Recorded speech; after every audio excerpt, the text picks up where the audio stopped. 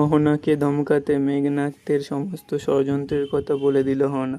ধারাবাহিকের শুরুতেই দেখা যাচ্ছে সুদীপ্তা বলছে, আমার নাম সুদীপ্তা মণ্ডল, তারকের সাথে আমার সম্পর্ক ছিল, তারা যেখানেই যেত আমাকে সঙ্গে নিয়ে যেত।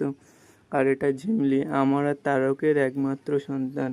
আর আমি এতদিন জানতাম না যে আমার কোনো যমজ বোন রয়েছে। গঙ্গার মা আমার বোন। হঠাৎ করে নিজের লোককে পেয়ে খুব আনন্দিত হয়েছি। অর্জুন যখন এই সমস্ত কথা রেকর্ডিং করে নেয়, তখন সন্দীপন অর্জুনকে বলছে, অর্জুন তুই এবার আমার স্টেটমেন্টটা নে, কারণ এই পুরো ঘটনায় একমাত্র সাক্ষী আমি। অর্জুন তখন ভিডিও অন করে বলছে, জেঠু বলো। সন্দীপন তখন বলছে, আমি সন্দীপন চ্যাটার্জি, রিটায়ার্ড ডিজি, এই সমস্ত ঘটনার সাক্ষী আমি।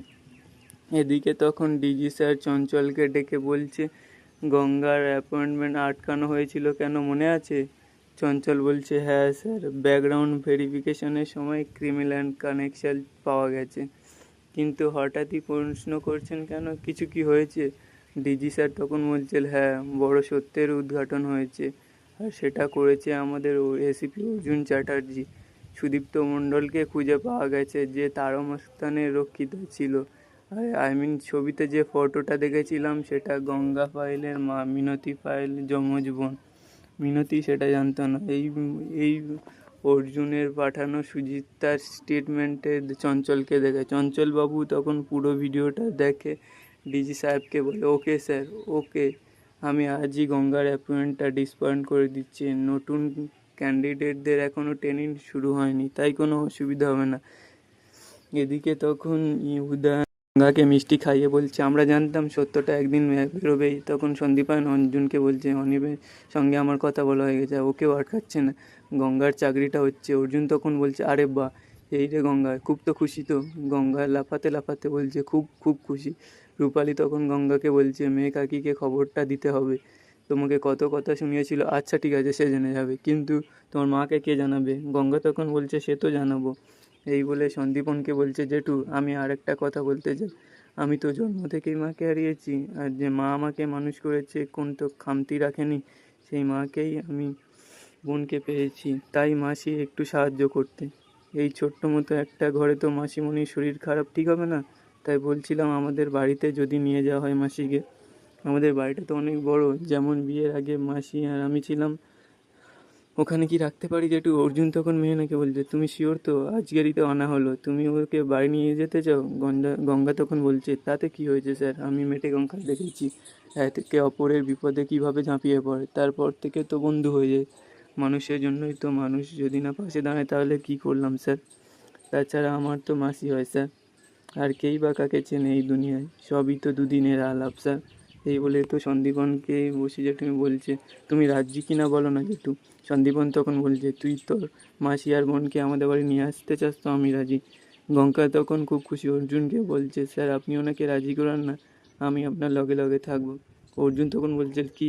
গঙ্গা তখন বলছে, মানে সঙ্গে সঙ্গে থাকবো, ভাষার কি ছিরি এসো।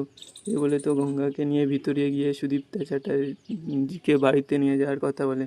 সুদীপ্তা তো রাজি হয়নি বাড়ি যাওয়ার তারে, গঙ্গা তাও অনেক বুঝিয়ে রাজি করে। এরপরেই তো সকলেই চ্যাটার্জি বাড়িতে চলে আসে। সন্দীপন তখন ওই সিকে বলছে, ঘাবড়ানোর কোনো কারণে, আমি ছোট গঙ্গাকে বোঝাবো। তখন সিংহরা এসে চিৎকার করে বলছে, কি বোঝাবেন দাদা? পৃথিবীর যত তুষ্ট ও চালচুলোহীন বস্তি মার্কা লোকজনকে এই চ্যাটার্জি বাড়িতে থাকবে? এই চ্যাটার্জি বাড়ি এখন শেল্টার রুম হয়ে আছে, এটাই বোঝাবেন তো দাদা? সন্দীপন তখন রেগে গিয়ে বলছে, ছোটো বৌমা, এই কথাগুলোকে এখন না বললেই নয়, ওনারা আমাদের বাড়িতে এসেছেন, ওরা না এখন আমাদের অতিথি, ওরা আউট হাউসে থাকবে, আগে ওনাদের থাকার বন্দোবস্ত হয়ে যাক, তারপর নয়। তখন সে বলল, না দাদা, আমার পক্ষে কোনো রকম বন্দোবস্ত করা সম্ভব নয়, অনেক হয়েছে, আমার পক্ষে আর সহ্য করা সম্ভব নয়।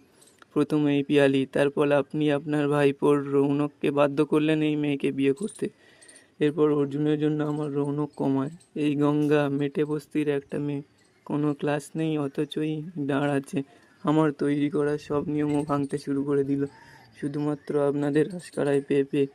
তাই ওকে বলছি, ওকে আমি থাকতে দেবো না। এই মেয়ে এত বেড়েছে, নিজের আত্মীয় স্বজনকে এই বাড়িতে নিয়ে এসেছে আশ্রয় দেওয়ার জন্য, এত বড় আস্পর্ধা ওর।